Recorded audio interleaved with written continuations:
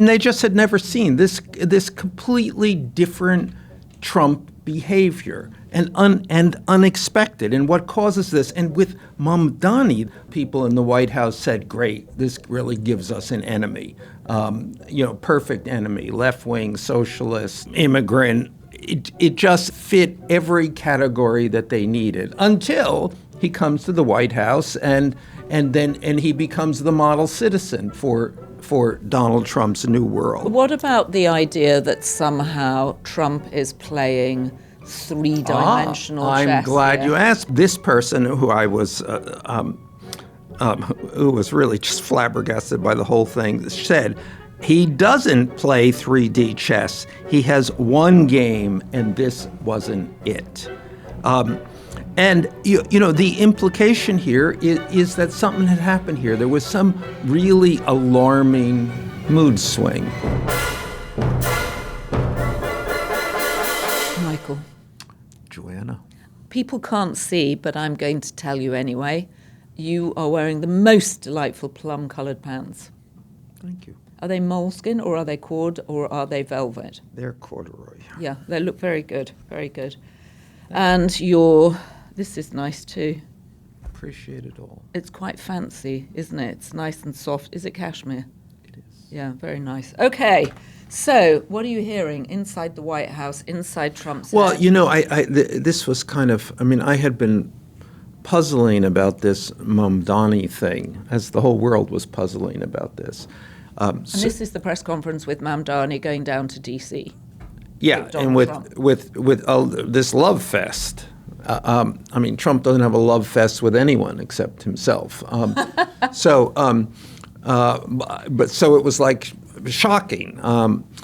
So I spoke to some of the people, and particularly one person I speak to often in the White House, and I would characterize this person as quite up close to what is going on. And I said, well, what was everybody's reaction to this? And he said, everybody's reaction was, what the fuck? Really? Yeah. And it was like, nobody expected that. This was not the script. It was completely out of the blue. And then he added, and concerning. Concerning. Why concerning? Because I feel like, isn't it? Trump's a typical bully in that, for the most part, I always think of him as actually being quite nice to people's face, and then the minute they leave the room, he's horrible. No, I think that's a misunderstanding, because remember, it's all Trump on set. Right. So the Oval Office is always the message that he wants to send. I am the dominant person. I'm the big guy, you're the small guy. I am angry, and you're going to take it. I am the president, and you're not. You're a lesser person. You're a lesser president. Yes. I suppose you think of Zelensky, and you think of the South African president taking the brunt of him. Yeah, virtually anybody, he is sending that message, and it's a message of dominance and submission. Except for this, which was my son. Right. And so, among the other things, so this person that I was speaking to said, this wasn't just losing the plot. This was like a different guy. The look in his eyes was crazy. So the look in Trump's eyes as he's looking up to Mamdani. Yes. They just had never seen this completely different Trump behavior and unexpected. And what causes this? And with Mamdani, this person he has said only terrible things about. The person who, even when Mamdani won, the people in the White House said, great, this really gives us an enemy. Perfect enemy, left-wing, socialist, immigrant. It just fit every category that they needed until he comes to the White House and he becomes the model citizen for Donald Trump's new world. What about the idea that somehow Trump is playing three-dimensional chess? I'm glad you asked, because this person who I was who was really just flabbergasted by the whole thing said he doesn't play 3D chess. He has one game, and this wasn't it. And the implication here is that something had happened here. There was some really alarming mood swing. Is it possible he's had a stroke over the weekend? We had Dr. We had Dr. John Gartner on the podcast last week, and he was saying that there are clear indications that something has gone wrong. He's swinging his leg. He's got a droopy this mouth. would be. I mean, this was certainly the suggestion, and the point this person was made, and I think it's a fundamental point about Trump is that he stays in character, which is of course what he does. What is his training? 14 years as a star of a hit reality television show. He is in character, and this person, the view was that this was so weird that that he's on the set, the cameras go on, and suddenly he's playing an absolutely different part. And this person said, and this was as you can see, I wrote this down, all of this down, because this was you keep notes. like riveting. So he says, literally, the only explanation was that the guy forgot who he is. So weird, he says. And then he said, it gives you a 25th Amendment shiver. Wow, the 25th Amendment being when you can remove the president because he's no longer in sound mental health, sound mental state. Yes. So at any rate, wow. I mean, I don't know. We're just encapsulating that one moment. But the people around Trump saw that moment, and they were, to say the least, startled. And do we think because Mamdani is very charming, because they'd had a private meeting beforehand where Mamdani had paid homage? Or, I mean, Trump appeared to be enjoying himself. He appeared to really think that this young man was his other son. The suggestion is that this was so different, and Trump is so good at playing the role, but he clearly was not in that role, out of character, playing a different role. And the view of this person and people around Trump was that they had no explanation for what was going on here. So we can invent an explanation. Well, I'm interested to know. It could be a stroke. I mean, it could be. What else could it be? I mean, the idea that he might actually have liked Mamdani is not plausible. First thing, because he doesn't really like anybody, and because he knows that's not the job here. The job is to be the God, to be Donald Trump. Remember, and it's fundamental. What role is he playing? He's playing the role of Donald Trump. And it's the apprentice, it's the guy, I'm the boss, I'm Trump and you're nothing. Is it possible that he worries about New York because Melania is living here and he wants to make sure she's safe? What do you think, Joanna? I'm very curious to know what's going on, or what was going on inside Trump's head when he was with Mamdani. And I thought there were... Well, I think the implication here is that something untoward was going on in his head. I mean, he had lost the plot. So I had a couple of observations about the press conference, which I watched a couple of times. One is that his chair was physically too low for the desk. So he looks like he's sitting in a child's chair, and he's not quite high enough. Like you and I are both high at this desk. If you look at it, the desk comes up to here, and he looks strangely small.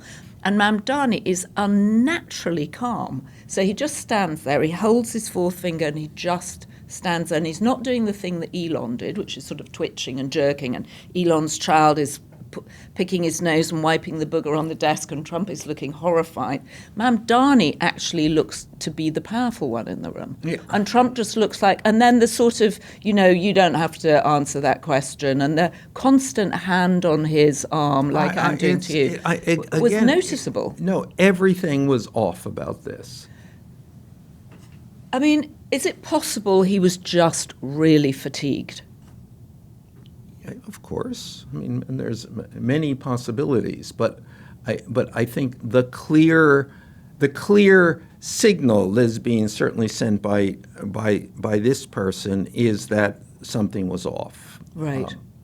And so we can speculate about what that might be, but the larger point is that Donald Trump never breaks character, is always in character. That is his strength as a politician, except for this moment when something went awry. Maybe Marjorie Taylor Greene's resignation has really gotten to him, and he understands there's something bigger going on. It's quite possible that a lot of things have gotten to him. The interesting thing, I mean, many people have observed that the presidency, certainly the first time around, really didn't affect him much. All other presidents, you can see their hair going gray. They look haggard. They look like they've been, to say the least, working way too hard.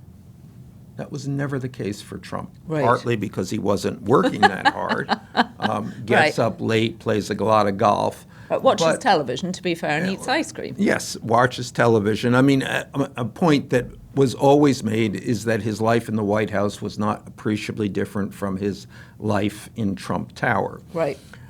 But maybe, in this year, and we're coming very close to the end of the first year of this presidency, this has been an active year.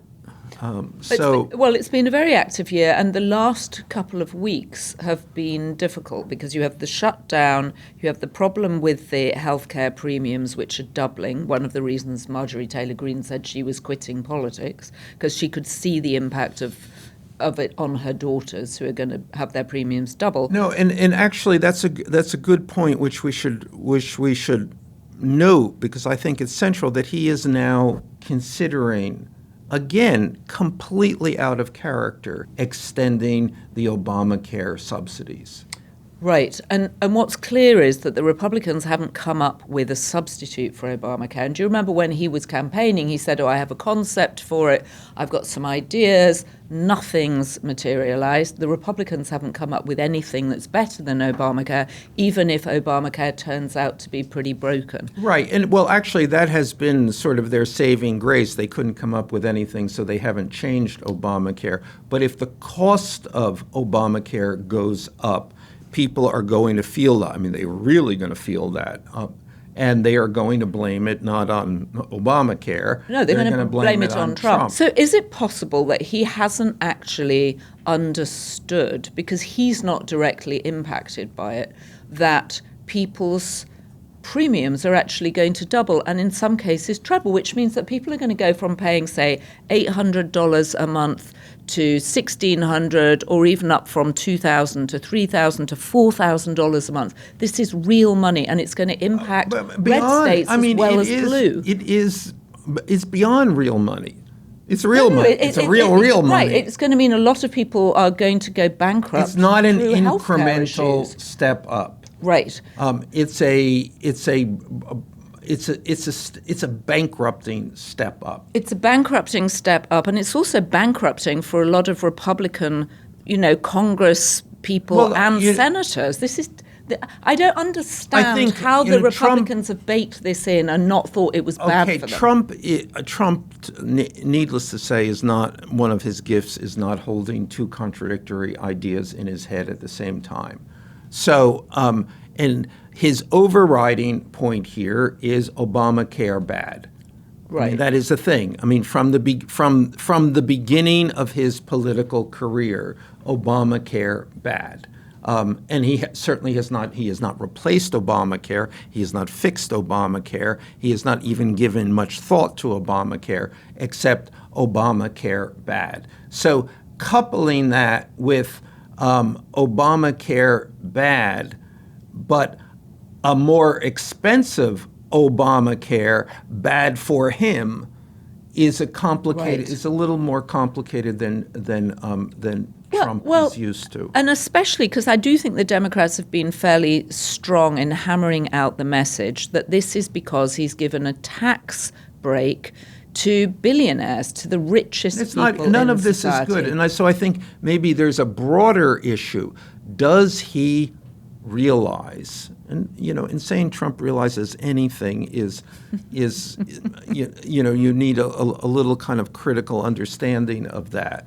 But does he sense in some more profound way than usual that actually things are going against him? Right. That there's a whole political ecosystem that's,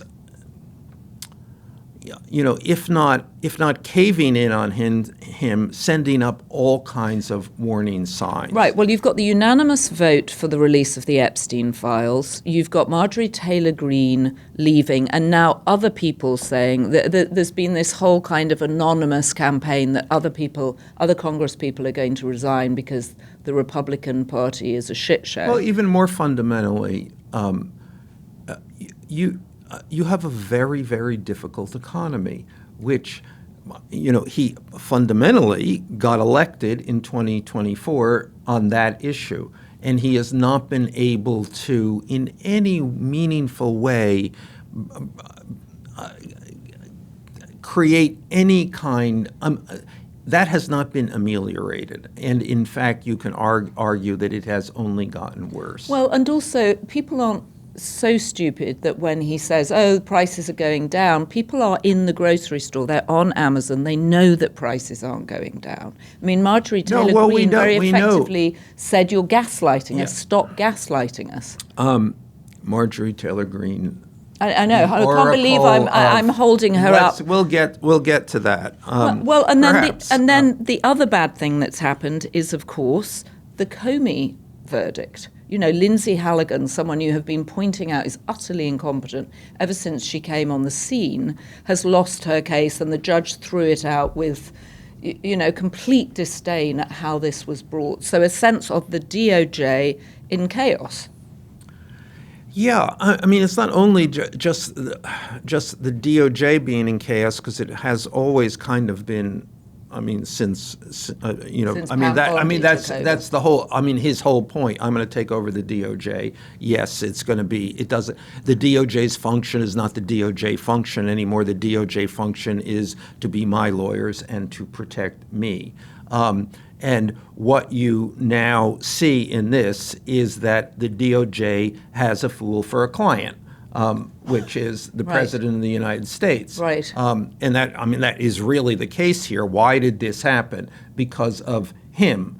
And I'm sure the people in the DOJ, Pam Bondi, et cetera, are quite aware of that. Well, she must be furious, because also she didn't even know that Lindsay Halligan was going to file when she did. At least she said she didn't. And let's go back to the Lindsay Halligan story. Lindsay Halligan was one of the women on his in the campaign entourage who just happened, the fluke circumstance of having a law degree, and was only there because of the way she looked, right? And because he liked to say a line. One of the things about Trump is that he has a line, he repeats it until you want to shoot yourself.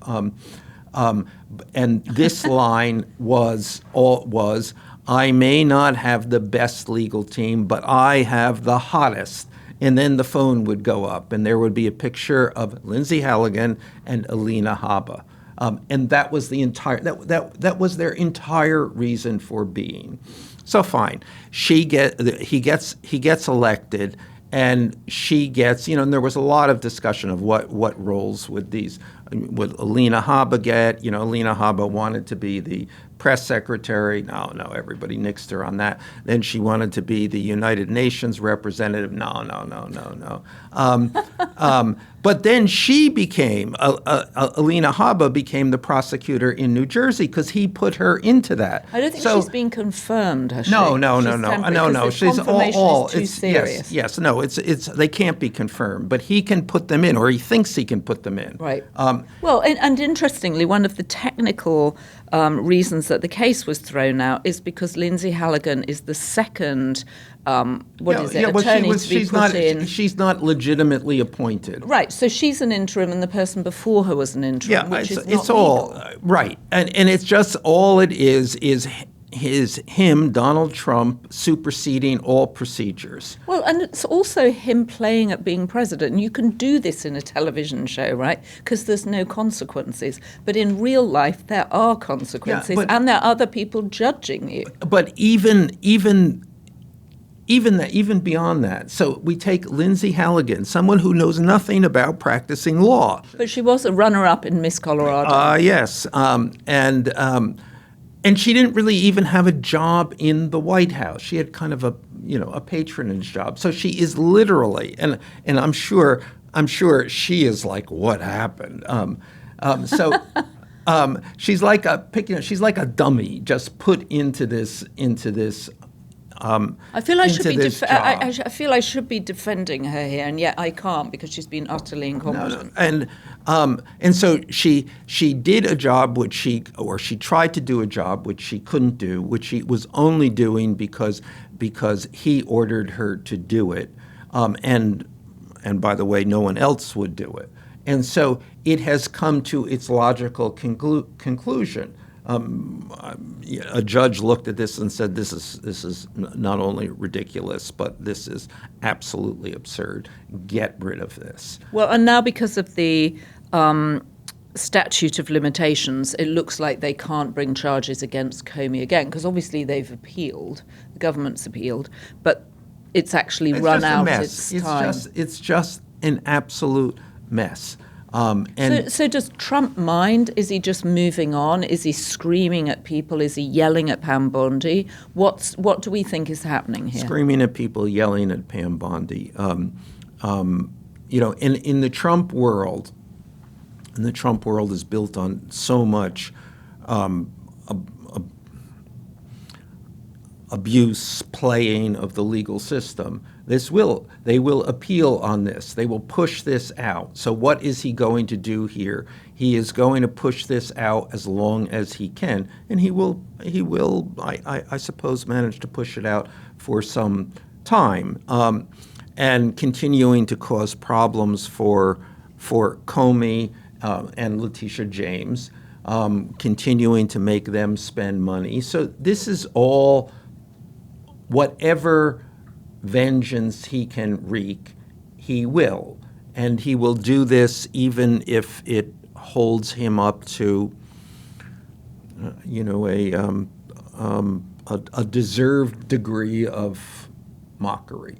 Right.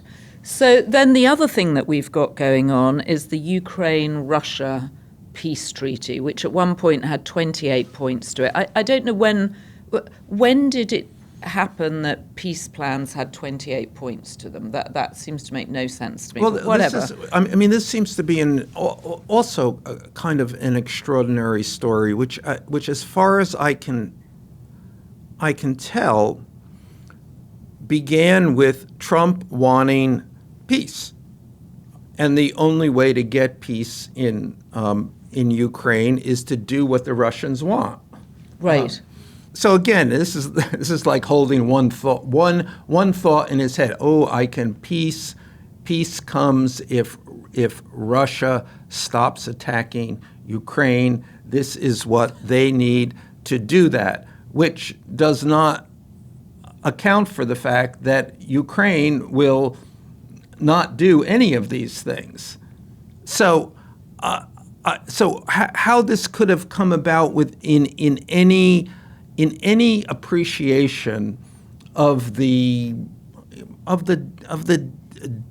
difficulties in this situation, I don't know. It's staggering, but it did come about. Suddenly, there's a 28-point peace plan, which patently the Ukrainians are not going to agree to. The Russians will agree to it. The Ukrainians will not agree to it. Well, and I don't think the Europeans will agree to it nor either. Nor the Europeans. So it is dead on the face of it. So why would this be proposed? Why? I mean, this is politics. This is the most basic thing. Why would this even come about? Well, and it also felt like the peace band was back together again because our old friends Steve Witkoff and Jared Kushner emerged as sort of central to this. Now, obviously, we know that Steve Witkoff is a special envoy to Russia and has been back and forth talking to Putin, though he can never seem to remember what he said to Putin. But Jared suddenly popped up again, as we know that he was central to the peace deal for the Middle East, 20-point plan for the Middle East. We have to ask what Jared's game is here, because there's always a Jared Right, there's game. always an angle for Jared. And Jared is always the winner of the game. So, but nevertheless, so this deal is floated. It is leaked, actually, but of course, it would be leaked. And then they have to, and Trump is defending this. Not only defending this, but he's yelling at Zelensky. You're going to get wiped. Right, I'm going to wipe the floor with you if you don't. Right, and remember that thing he said to him when he came over in February. You've got no cards, Yes. and he was repeating it again, saying, "I told him you've got no cards. Exactly. You've got no cards." Okay, so he's got loads of cards. That's fine. And if you think about that, okay, maybe. I mean, as horrible as it would be, if Trump then said, we're out. You either agree to this or we are out of this. Goodbye. And that at least would have been consistent. But actually, that none of that happened. And everybody was sent in to undo exactly what Trump had done. So, Right. So we are now back to where we were before, apparently, with a peace plan that would be acceptable to Ukraine, but not acceptable to Russia. So nothing has happened here at all, except that we have shown once more that Donald Trump has no idea what he's doing, that the foundation here is just a foundation of incompetence. And I can't help but think in the Comey thing plus Ukraine, certainly sends the message that we're back to the first administration. We're back to the gang that couldn't shoot straight fundamentals of Donald Trump's way of governing. And, this whole year has kind of masked that. Just because things, I think, have happened so quickly and so outrageously or audaciously that everybody is kind of knocked back and has been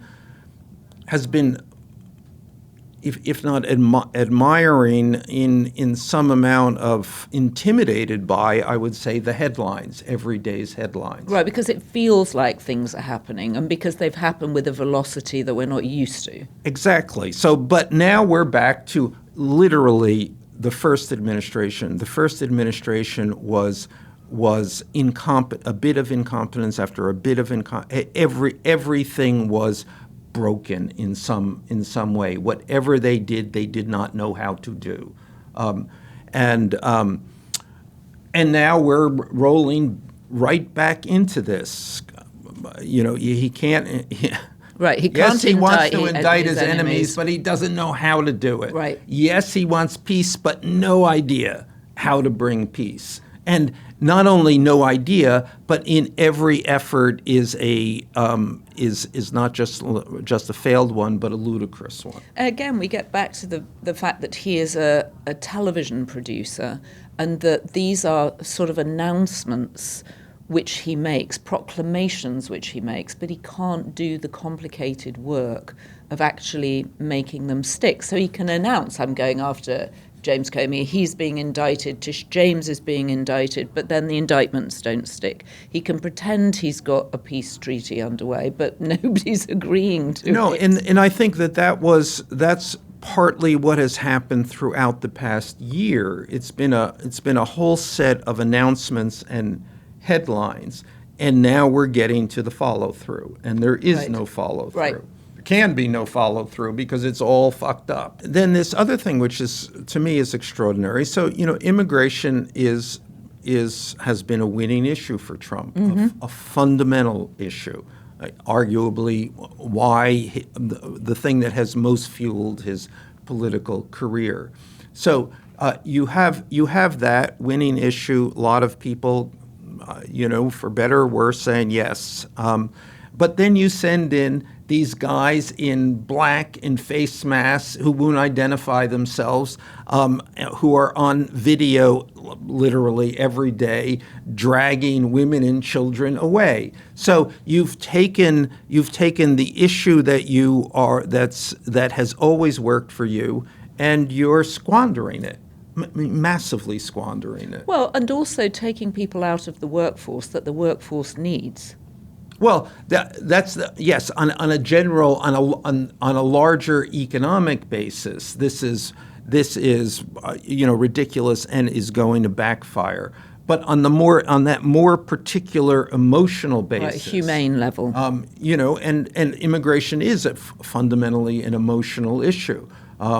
Keep people. We feel that somehow it's wrong, and somehow immigration is destabilizing, and somehow it's out of control, which you can argue it is. Well, and certainly those images of the southern border were alarming to everybody, and it was mystifying why the Biden administration wasn't able to deal with it. Completely. In the Trump column, firmly, until you take it out of the Trump column with all of these, the black guys in masks. I mean, they're not black. They're dressed in black. Right. No, and they're deliberately designed to look scary and autocratic, and yet it's backfired because once they're all over social media, people are just appalled by it. And it's not who Americans think of themselves as being, fundamentally. So the gang that couldn't shoot straight is back in charge.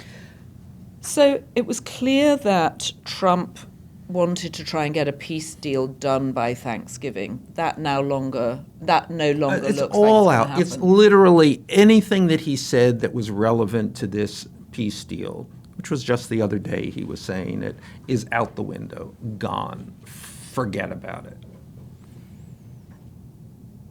So what's he thinking? What's inside his head as he approaches Turkey Day? Mush, apparently. Mush. Is he going to be having Thanksgiving at Mar-a-Lago, I'm assuming? I'm assuming that will be it will not be a family affair.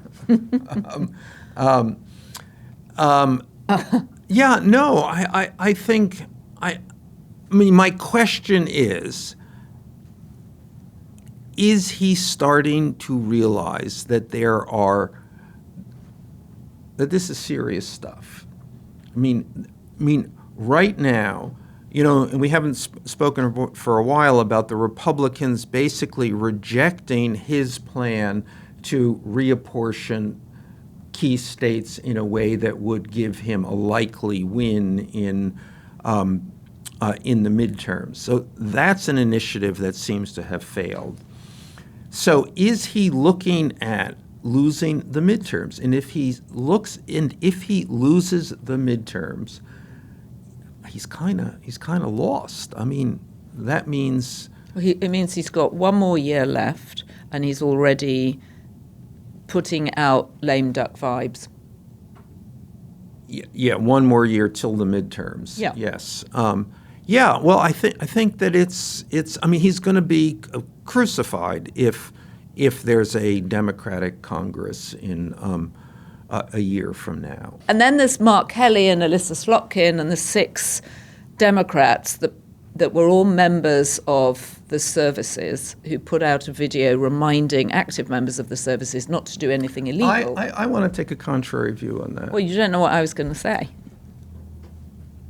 You're going to say they shouldn't have put out the video, aren't you? Yes. Yes, and actually, as I was, funnily enough, I sort of agree with you on that. I think obviously Trump overreacted, as did Pete Hegseth. They're doing this is completely provocative. Yes, there's a technical point there that you're not supposed to. I mean, if the order is illegal, you shouldn't obey it. But the larger point, which is that people can't decide on an ad hoc basis soldiers, people in the armed forces can't decide on an ad hoc basis what is legal and not illegal.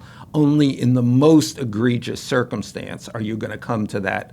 Can you make that kind of qualification? It's completely ridiculous. But having said that, of course, he overreacted. Well, and that was what's interesting. I thought, finally, the Democrats have begun to figure out how to get under his skin. Because I thought the videos actually were slightly ridiculous too. But it turned out they worked. And maybe that's what you have to do, to have an impact if you're a Democrat. I wonder about that, though. I mean, I think it's a safe assumption that everything the Democrats do I know what you're going to say. is probably wrong. Right. And in this case, they've given him a very credible argument. Now, yes, does he ruin his own argument by what is I think he's shooting them or? Well, he said. He basically said Yes. execute them. And John Gartner, who we had on, I mentioned earlier, said he's like the Mad Queen in Alice in Wonderland. He's like, off with their heads. Yes, off with their heads. But that has often been effective for him. I mean, it's a very simple, and remember the old Trump thing, not to take him literal or whatever that was. Right, and people don't take him literally. Don't take him literally, but take him seriously. But they understand what he's saying. In this instance, he has a point, and they've been kind of at best facile about the whole thing. His overreaction does suggest he's not the same Trump. No, it actually that suggests he is the same Trump. He always overreacts, and to great effectiveness. He overreacts in such a consistent basis that's figured into everybody's reaction to his reaction. And it doesn't seem like he's overreacting. It seems like he's playing the character he is, Donald Trump. Okay, that was quite meta, that response. I'm not sure I entirely followed it. But what are you doing for Thanksgiving? Making a turkey. So are you doing the cooking? Of course, I always do the cooking. Okay, do you know, this year, I've always done the cooking. This year, I'm having friends, and to my absolute excitement, one of the friends called up and said, I'm having the whole thing catered, and it will be delivered to your house on Thursday morning, and I'm beside myself with excitement that I do not have to do all the cooking. Really? Yeah, I'm just thrilled. It's going to be an overcooked turkey. I don't care. I won't have had to cook it. It's going to be lukewarm sides. No, it won't be lukewarm sides. I will heat them in my oven. I can do all the heating up. Overheated. Oh, you're things. just Scrooge. Terrible. You're Scrooge, and you're coming early. I wish I could go to Mar-a-Lago for Thanksgiving. I just wish. I wish someone at Mar-a-Lago would invite Michael and I for a meal at Mar-a-Lago. I know you've already been. I know you've done it. I've done my Mar-a-Lago meal. What would Trump do if he saw you eating happily at Mar-a-Lago as the guest of one of his members? That's a really good question, because it could be that I would be, the Mamdani of the moment, and it is to your point about this. When I have been with Trump, he has always treated me very well, and actually, if he had any beef with me, then he would transfer it. So it's not it's my staff. He blamed me on his staff, and then I got forgiven in this.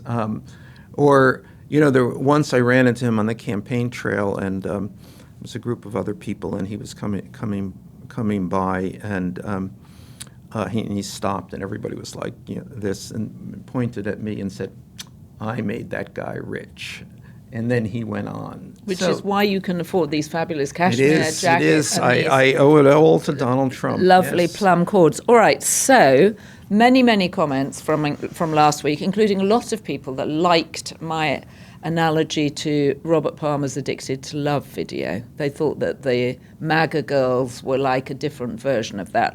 It turns out we've got lots of people who loved Robert Palmer. Johnny and Mary, I think it was. Johnny's always running around. Anyway, great song.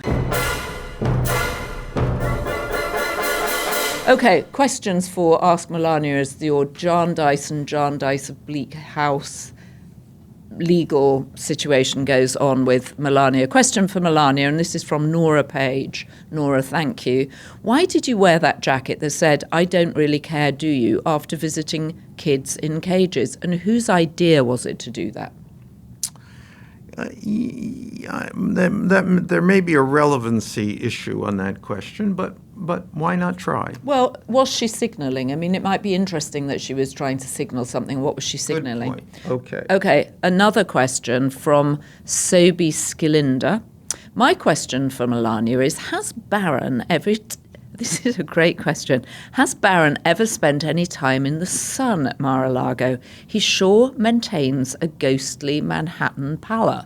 I would like to say that not all Manhattan pallors are ghostly, but Barron does look oddly ghostly, as if he's never seen the sun. I think that there's a larger question here, which I think we will address, about exactly where these people live. Well, and where is Barron? He's supposed to have moved to D.C., the NYU campus in D.C. Why have we not seen any pictures of him? I think we will get to the bottom of who lives where and with whom. Okay. Fundamental political question. Okay. All right. Okay, this is from Grace Haviland. Ask Melania how she supported herself when she first came here on a visitor visa. Very good question. We will get to the bottom of this career in air quotes. Okay, and then this is just a comment. It's not really a question, but it's from someone called Just Go There 72, which makes me think that it could be one of those foreign accounts that we've been learning about this week, which actually I think is one of the most disturbing stories, that so much of political discourse going on our social media platforms is actually coming from abroad, as we know, Russia, China, various Eastern European countries. And is not even human, or these are bot bots. accounts. Yep. Yes. Anyway, I'm not sure if this is a bot or not from Just Got There. It sounds like a bot account. Trump is still competing with his deceased best friend. He was always insanely jealous of him and continues to covet Epstein's friends, women, charm, money, and his ability to make people laugh. That feels to me like a weird comment. I think that's from a bot. Just Go There 72. If you are a real person, identify yourself. Fair? Fair. We haven't even mentioned RFK Jr.'s love sonnet for various reasons, because it's a bit sleazy. A bit sleazy. Yeah. It was so weird. I mean, it's extraordinary. So it was so weird. Yeah. I mean, extraordinary. and also, strangely, he seems to have spent some time thinking it through. I don't know what the pentameter was. I was trying to figure out, is it actually a sonnet? Is it kind of a limerick? It sort of fell somewhere in between. I am just, it's... when I was, long ago, when I was following Bobby Kennedy around for when he was running Teddy Kennedy's campaign. And this was in Alabama or Arkansas or somewhere, This was in Alabama. And there was a little entourage of reporters who were following him, and he would disappear. Just you stop at a gasoline station, and there was a young girl working the pump. Suddenly, RFK Jr. would be nowhere to be seen for 20 minutes. Anyway, So I wonder if there are a lot of... I leave you with that thought. I'm just fascinated as to whether or not there are lots of his sort of children out there that, that the mother has said to him, "You are the son of RFK Jr." And the child's like, "My mother is insane. This could never have happened." I think we should We should could get investigate. We should get into this. We should get into it. All right. Well, in the meantime, are you going to buy either the ex-Digital Mistresses book, American Canto, or Cheryl Hines's book, whose name I can't remember? Oh, it's Unscripted. Are you going to buy either of them? Which one do you think is going to be better written? What a publishing bonanza. You know, I must say, I mean, whatever I might think about Olivia Nuzzi, I have thought that she's a good writer. She is a good writer. So I don't know. Now I've seen some initial comment on the book which would not support that, but I'm open. Cheryl Hines, we can assume, is not going to be a work of literature. Okay, Michael, as always. I'll see you before the holiday. See you before the holiday. And we have another. Is that we have a holiday? We have a holiday podcast. special. We have a holiday special. We stop for nothing. We stop for nothing, and actually we have a theme which is Trump and greed. Well, it's really Trump and food. Yeah, it's Trump and food. Right, it's Trump and food, but I think he's greedy around food. He seems a greedy person. I imagine he does. I mean, we're going to discuss. I think we should discuss actually what's on Trump's mind when it comes to when he's eating. Yeah, because it's so peculiar.